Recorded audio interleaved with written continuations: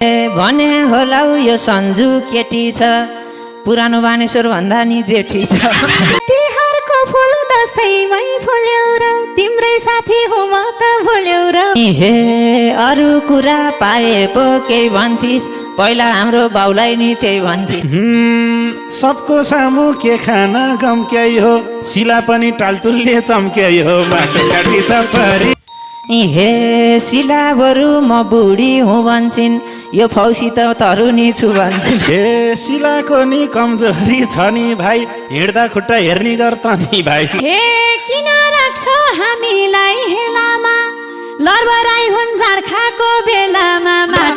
चिन्ने गर पितल र सुनके हो जमुना त कलिलै हुन्के हे उबेलामा धान टिप्थे खेताको कोही छैनन् त्यहाँ 40 साल यताको रहेछन् जमुना केटी हो शिला भन्दा 1 वर्ष जेठी हो ए तिमीले एक हो भनेर कहाँ हुन्छ उसको कपाल हेरेरै थाहा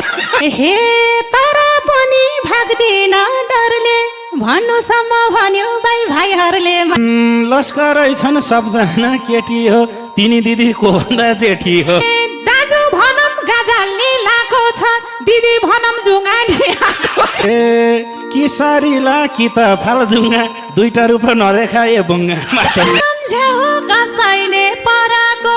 साइली दिदी हुन् मेरो घरको साइली दिदी हेर त कस्ती छ बहिनी फेरि खान्न पाए जस्तै छ हे नक्कल पार्छे गाजललाई हिन्छे मेरो भाग्ने साइलीले खाइदिन्छे हे सबले सुने खानदानी बुवा हो ए हुमा साई भनेको उहाँ हो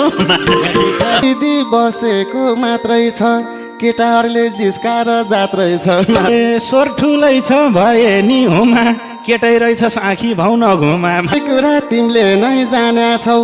जस्तो भानी तिमीले लाइन हानेछौ बे भयो कि भा छैन हुमाको यो पैसामा किन होस् घुमाको जिस्काइरहेछौ म अघि पर्दा हो म बिग्रेको तिमीहरूले गर्दा किन हुमा हुन् जस्ती नि सागरसँग भेटाइथ्यो भन्दै थिएन जिस्काइ मात्र रहन्छ जहानी उसँगको छुट्टै छ कहानी यतिकै टोलाको आज पनि दाइले हो हे किन यस्तो भएको हो भन त आजकल सागर बेग्लै छ न त भनिदेऊ कि त घर छोडी भाकम्म यो अत्कल्चो कहाँ लगाएर राखम ए किन त नि हामी हार्छौ यो नराम्रो भए नि मन पार्छौ तिम्रै मान्छे ममा ध्यान लागिरहन्छ स्किन चिल्लो बनाएर आइरहन्छ हे भन्छन् सबले सागरकै सानी भरे तिमीले यहीमा हो मै ए काँडा फेला परेछन् हुमाको झन्डै हामीले एउटा दाइ गुमाएको ए कस्तो माया गर्ला यो घाँसले बरु मलाई लैजाओस् हमासले माया गर्न जान्सिन्न राधालाई भाले बाबु सम्झाइसो है हजुरको दादालाई विचार गर भाग्ला र उम्कला हाम्रो दाइलाई नछोडा हुम्कला